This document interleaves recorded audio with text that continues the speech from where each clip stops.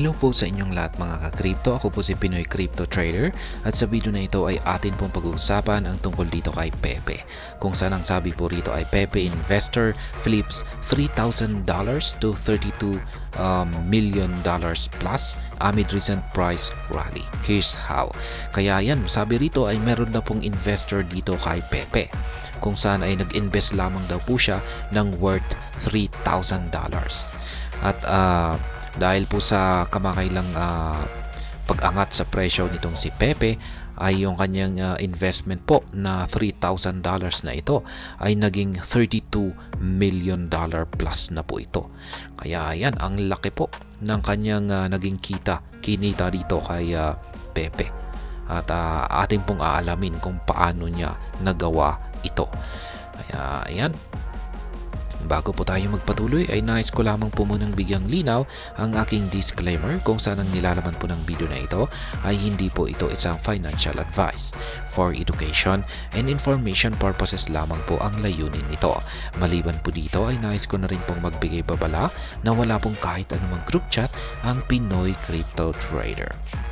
At ayan, ang sabi po rito ay a Pepe investor has turned a modest $3,000 investment into a whopping $32.8 million amid the meme coin's recent 408% price gain in the past week. Kaya ayan, si Pepe po kasi ang top performing nga ngayon. Dulot po ng napakagandang or napakatinding performance niya nitong mga nakalipas na araw.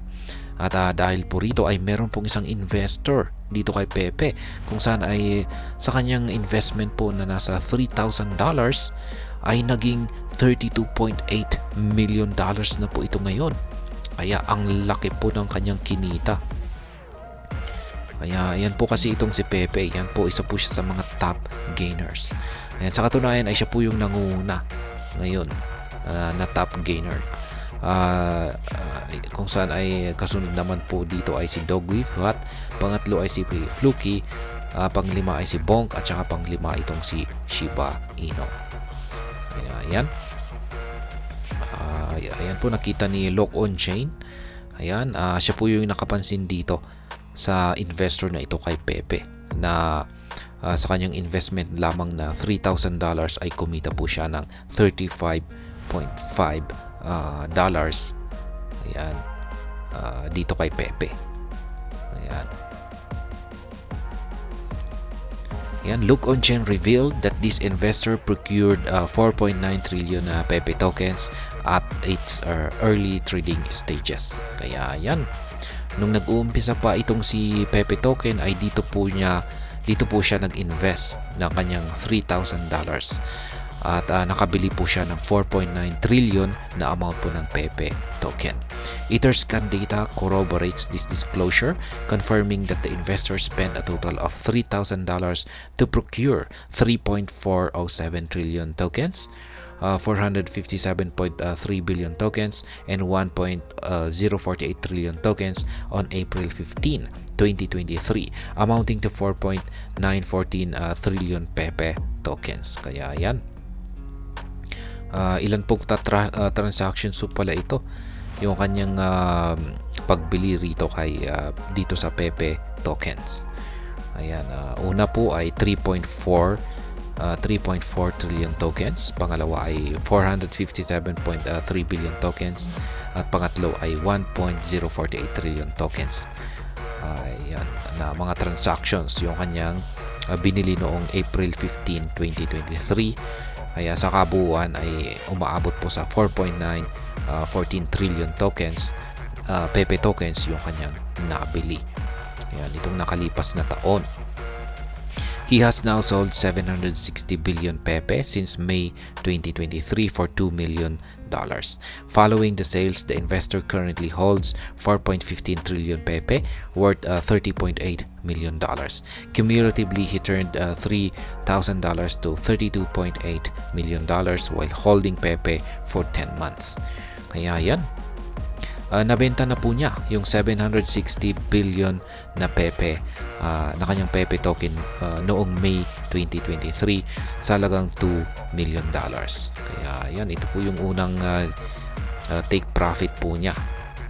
At ngayon Kaya sa ngayon ay meron pa siyang natitirang hawak or holding na Pepe tokens na umaabot po sa 4.15 trillion. Yan na Pepe token. At nagkakalaga po ito ng $30.8 million.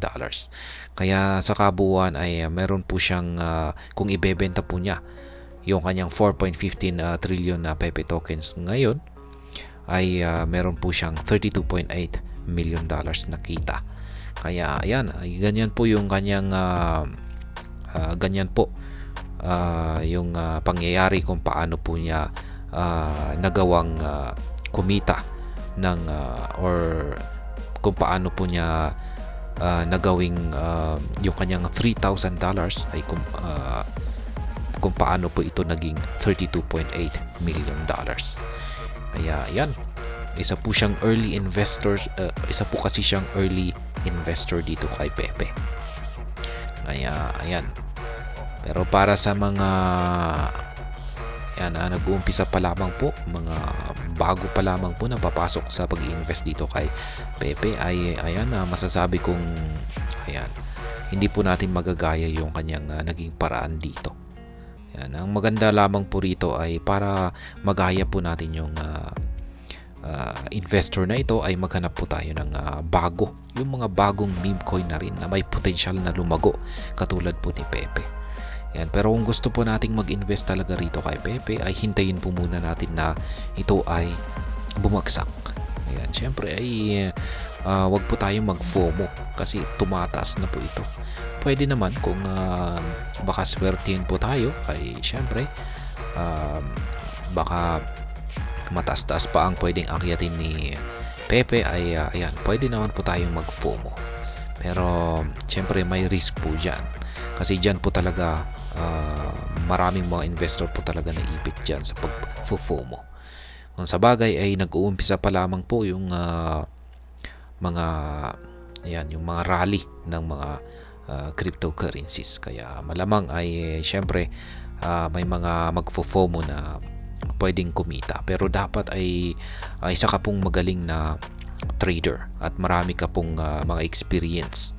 Ayan, para ikaw ay kumita sa pag-FOMO. Pero kung pag-isa ka lamang pong baguhan at ikaw ay mag-FOMO, ay pwedeng mauwi po ito sa isang pagkatalo. Kaya, ayan, hanggang dito na lamang po tayo sa video na ito. Sana po ay inyong nagustuhan ang aking paliwanag dito. Kung inyo po itong nagustuhan ay pakiclick lamang po ang like button nito. Para naman po sa mga bago lamang dito, kayo po ay aking inaanyayahan para mag-subscribe. Pakiclick na rin po ang bell icon nito dahil ito po ang siyang magsisilbing notification nito sa mga bago kong videos na aking pong ina-upload sa aking YouTube channel na ito. Marami pong salamat sa panonood. Ingat po tayo lagi at God bless po sa ating lahat.